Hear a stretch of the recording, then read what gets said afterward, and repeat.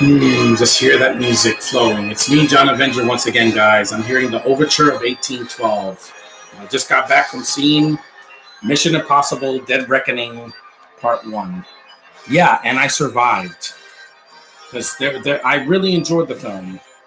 But I will get to my issues when I get to the review. Just listen to this beautiful music. It's not the whole movie.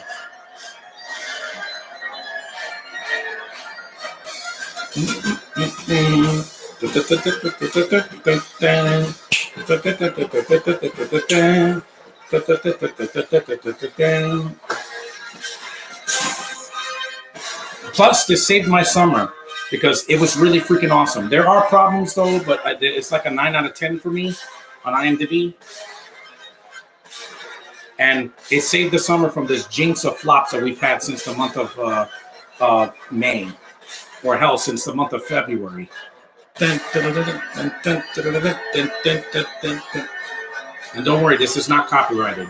This is what Tchaikovsky. It's Tchaikovsky's overture of 1812.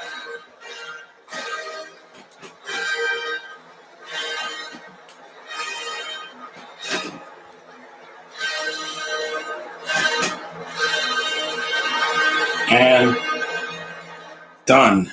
I hope you guys enjoyed that music. Yes, Dead Reckoning Part 1 was really good. Action, if only I had a victory. Don't start, Josh. I'm not here for you. I'm here to review. I'm reviewing this movie.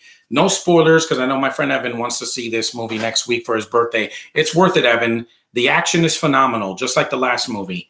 There's plenty of good set pieces, really good shots in the film. The writing is really strong in the movie, this one. I still prefer Fallout because it's a lot shorter. That's one of the problems I had. Ethan Meyer, what's your thoughts on Ruby Gillman? I haven't seen it yet. But this movie, like I said, it's not the worst. The worst is still the second one, hands down, because that was boring and slow, and there's not enough action. Here, there's plenty of action. And the movie's going to make a ton of money. I can almost feel it.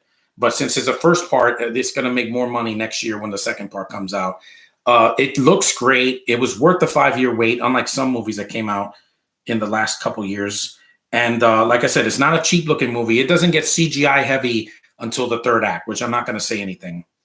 Just know that the mountain scene you saw in the trailer, that's in the third act of the movie. It's not in the beginning. The beginning is like it starts like the Hunt for the Red October with a bunch of Russians. I'm not going to say much. There's a thing about a key, but I'm not going to say anything else about that. The cast is great mostly, and you know who I mean. Tom Cruise is still the freaking man. Every time he's on screen, I love seeing him running, jumping, and blowing shit up and fighting people. That's what he does best. Part 2 is going to be the big finale. Yeah, I'm going to see it in another theater. I like Simon Pegg. He brought some levity to the show movie because it's really long and it's very serious. Like there's no jokes like Marvel zingers here. Ving Rhames does what he can. I do miss I do miss some of the people from the other films. I miss Alec Baldwin and Angela Bassett and Jeremy Renner, in Rogue Nation and all that. Yeah, I do miss them, but they work with what they got. Henry Czerny comes back. He was in the first one. He has a lot of screen time. Pom Klementieff, she's a new addition. I did like her. She's not in it too much, but she's enough that you'll remember her, what she does, and she's coming back for the sequel. And also, S.A. Morales is a much better villain than Solomon Lane was in the last 2 films. He doesn't have a real voice like this. And also, Rebecca Ferguson, with the screen time she does have, so I'm not going to say how much, she does great. I missed her, and she's the only person in this movie, the only girl I cared about in this movie, that's a returning cast member. Because the other one, from the last one, does nothing just like in the last movie. That's the problem with the movie. The movie's too long, and there's 2 Bintos that don't need to be in this movie. Mainly, Vanessa Kirby, she does nothing in this movie, just like in the last film, and the worst actress in this whole franchise since Tandy Newton, Haley Atwell. Freaking horseface herself from Captain America First Avenger. Why was she in this freaking movie? She's just a substitute Ilsa Faust for like 2 halves of the film. I don't care about this character. She's just a ripoff of the Dial of Destiny chick, the British chick. She steals things, and she's a British chick with brown hair. Wow, that's a great freaking character. Yeah, to hell with you, Haley. You're going down next year. After this next movie, I don't want to see you act again. You suck. You're a Binto, you suck.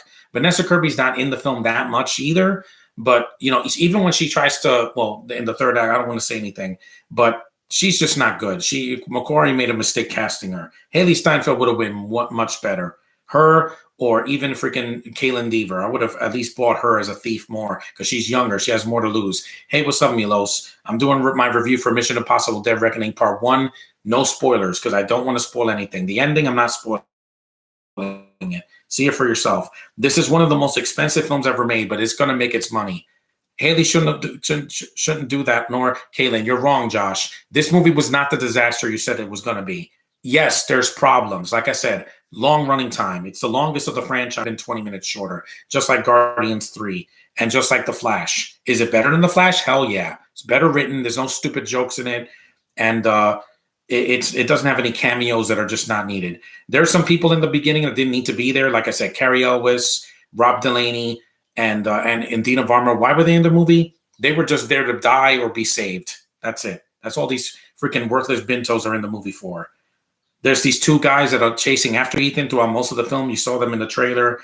But whatever, it's an entertaining movie. It's going to be in my top 10 regardless of what anybody thinks. I think the movie works well because of the action, the writing, the premise is interesting. The plot is interesting. Josh, what's up? Really enjoyed Mission Impossible movies. Fallout Nation and Rose Quarter are my favorites. Need to see Dead Reckoning Part 1. I'm sorry that you have to leave social media, Josh Russell, but at least this movie, you'll enjoy it. It was delayed constantly for the pandemic, and Josh says, it's going to flop and it's going to be the worst of the franchise. No, 2 already has that honor. That was studio interfered, and it was boring and has nothing to latch on to. Except for the second half, when Ethan's on the motorcycle. Here, it got it done. Hey, John, I saw that movie when I adult Guardian. I thought it was good, but it could have been shorter. Yeah, movies are too long now, guys. They need to be 20 minutes shorter. Barbie does not need to be almost 2 hours. It could be 95 minutes. Stop mimicking my voice. What voice? You're kissing the screen?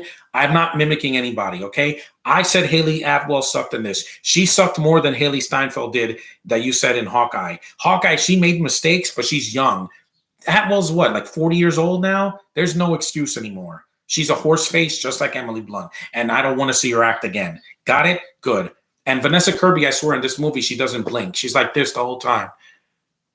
I hired you to do my bidding. She doesn't move her face. Why are these bintos such lifeless robots? I'm not leaving social media just yet. I'm still going to upload on Facebook. Good. Do that, Russell. I don't want to hear sad songs. I've heard enough sadness for the whole year. People saying this movie was going to suck. The constant bombs that came out in the theater this year. All this disease and writer strikes and all that. Yeah, it was a lot this year. But I got through the movie. Part 2, I'll see it in another theater, and then we can all make fun of what a horse face Haley is. And the consensus is, with world-threatening stakes, a lot of stakes involved in this movie, and epic set pieces to match that massive title, Mission Impossible Dead Reckoning Part 1 proves there's still a franchise you should choose to accept. I accept it, because it's not freaking Fast and the Furious. That was dead after Paul Walker died. This franchise has been going strong since 3, because 2 could have been the death nail if they didn't change directors. And they did several times before they got to Chris McQuarrie. And he's a great director. He knows how to shoot action.